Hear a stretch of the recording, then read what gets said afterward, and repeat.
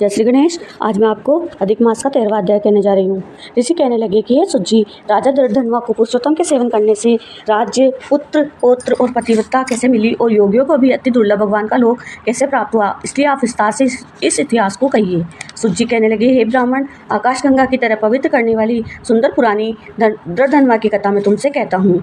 यह देश का चित्रधनवा नाम से विख्यात राजा हुआ। उसका पुत्र महातेजस्वी, सब गुणों से युक्त, सत्य बोलने वाला, धार्मिक दृढ़धनवा नाम से विख्यात हुआ। वह दृढ़धनवा चारों वेदों को अंगों सहित पढ़कर विधि पूर्वक गुरुजी की पूजा कर दक्षिणा देकर पिता के नगर को गया। अपने नगर में रहने वालों को नेत्र का आनंद उत्पन्न करते हुए अपने पिता चित्रधनवा को प्रसन्न किया।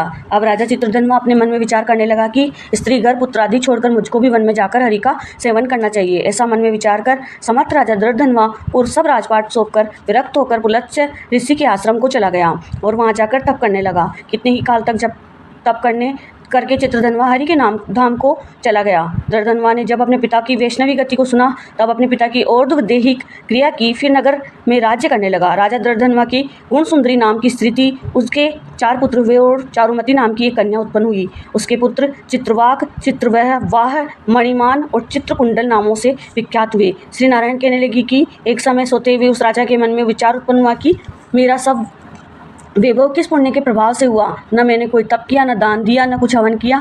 अपने इस भाग्य का कारण किससे पूछूं। इसी विचार से राजा की सारी रात्रि व्यतीत हो गई। प्रातः ब्रह्म मुहूर्त में उठकर यथाविधि स्नानादि करके खड़ा होकर उदय होते हुए सूर्य को अर्घ्य देकर, ब्राह्मणों को दानादि देकर और नमस्कार करके वह राजा घोड़े पर चढ़कर तत्काल शिकार के लिए वन में गया। वहाँ उसने शिकार किया। उसी वन में राजा दृढ़धनवा के बाण से घायल होकर एक मृग दूसरे वन में भाग गया। घायल मृग के शरीर से गिरते हुए रुधिर के निशानों से राजा दृढ़धनवा भी उसके पीछे पीछे भागा, पर थोड़ी देर में मृग राजा की दृष्टि से ओझल होकर कहीं छिप गया।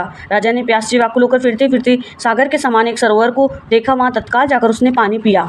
वहीं उसने अत्यंत घनी छाया वाला वट का वृक्ष देखा। उसकी जटा से घोड़े को बांधकर राजा वहां पर बैठ गया। वहां पर वाणी बोलता हुआ एक शुक पक्षी आया। राजा को अकेले बैठा हुआ देखकर वह शुक पक्षी बार बार एक ही श्लोक बोलता रहा, तू पृथ्वी में अत्यंत सुख को देखकर सार वस्तु को नहीं विचारता तो कैसे तेरे पार पहुंचेगा।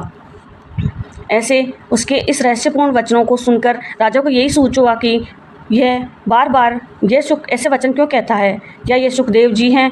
मुझ मूड को संसार सागर में डूबे हुए देखकर मुझको श्री कृष्ण का भक्त समझकर मुझ पर कृपा करके उद्धार करने को आए हैं। वह इसी विचार में था कि पीछे से उसकी सेना आ गई।